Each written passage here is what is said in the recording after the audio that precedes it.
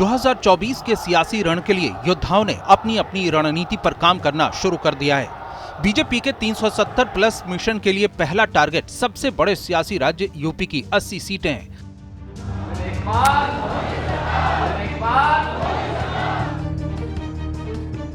यही वजह है कि मिशन यूपी पर जुटे सीएम योगी आदित्यनाथ ने खुद कमान संभाल ली है। लोकसभा चुनाव के लिए बड़ी चुनावी रैलियों से पहले इसकी जमीन तैयार कर रहे हैं और इसके लिए उन्होंने चुना है पश्चिमी यूपी को, जहां 27 मार्च को मथुरा, मेरठ, गाजियाबाद में हुए प्रबुद्ध सम्मेलनों से सीएम योगी ने बड़े जनसंपर्क अभियान की शुरुआत कर दी है।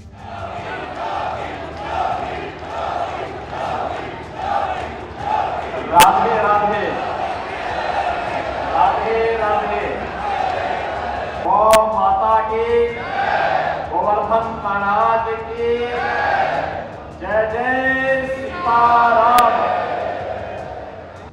इन सम्मेलनों में सीएम योगी केंद्र और राज्य सरकार के कामों का रिपोर्ट कार्ड पेश कर रहे हैं। और अब तो मैं देख रहा हूं हमारे मेरठ, मुजफ्फरनगर, शामली, बिजनौर,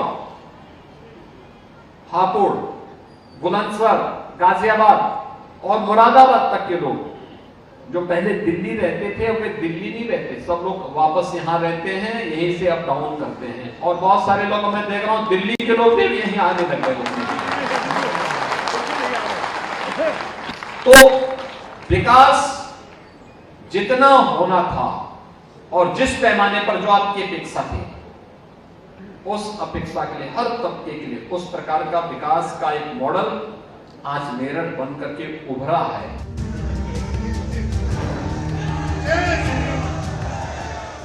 प्रबुद्ध सम्मेलनों का दौर 28 और 29 मार्च को मुजफ्फरनगर, शामली, बिजनौर और अमरोहा में भी जारी रहा।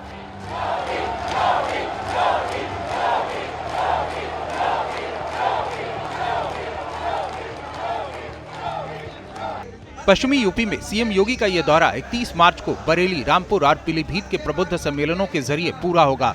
सवाल है, सीएम योगी ने इतनी बड़ी चुनावी तैयारी के आगाज के लिए पश्चिमी यूपी को ही क्यों चुना? तो पहले इसे समझिए। पश्चिमी यूपी से ही चुनावी बिगुल बज रहा है। 7 चरणों में हो रहे लोकसभा चुनाव के शुरुआती 3 चरणों में ही पश्चिमी यूपी की सभी सीटों पर चुनाव संपन्न हो जाएंगे और ऐसे में चुनाव के तुरंत बाद यहां से निकला संदेश दूर तक जाएगा। यही वजह है कि जीत के लिए बीजेपी ने अभी से पूरी ताकत झोंक दी है। एक वोट की कीमत आपकी कितनी होती है? एक वोट वह देश की तकदीर को भी और देश की तस्वीर को भी बदल सकती है। आपका एक वोट जब गलत हाथों में जाता था तो मुजफ्फरनगर में महीनों कर्फ्यू लगता था।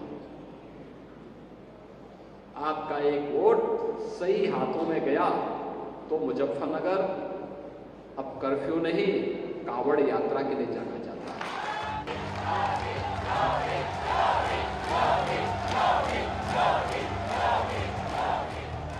वेस्ट यूपी पर बीजेपी के इस तरह फोकस करने की वजह उसका पिछला परफॉर्मेंस भी है।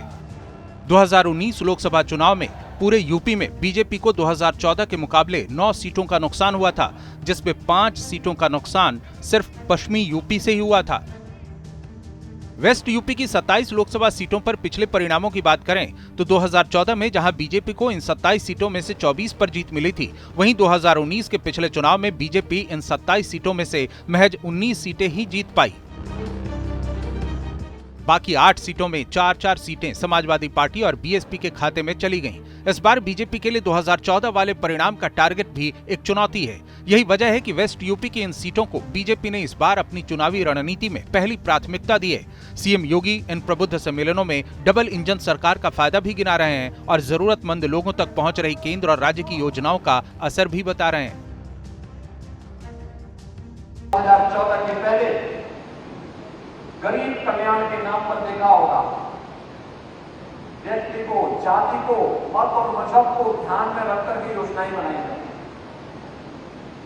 चेहरा देख करके, जाति और भाषा देख करके योजनाओं का लाभ किया जाता था। लेकिन 14 के बाद ऐसा नहीं। 14 के बाद मोदी जी ने 14 में एक मंत्र दिया था, सबका साथ और सबका विकास का। इस सबका साथ और सबके विकास के मंत्र के अनुरूप बिना भेदभाव की योजनाओं का लाभ हर व्यक्ति को मिला।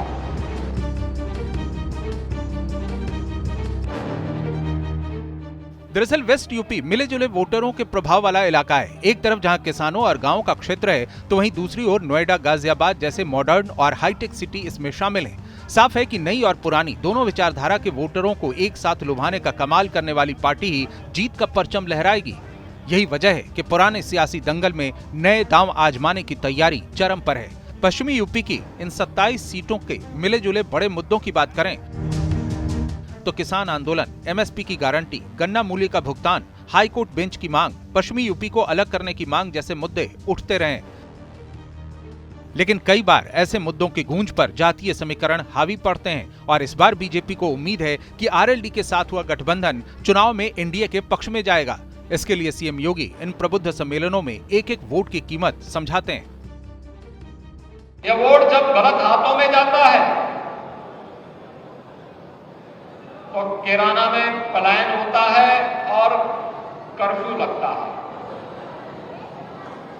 लेकिन यही वोट जब सही हाथों में जाता है तो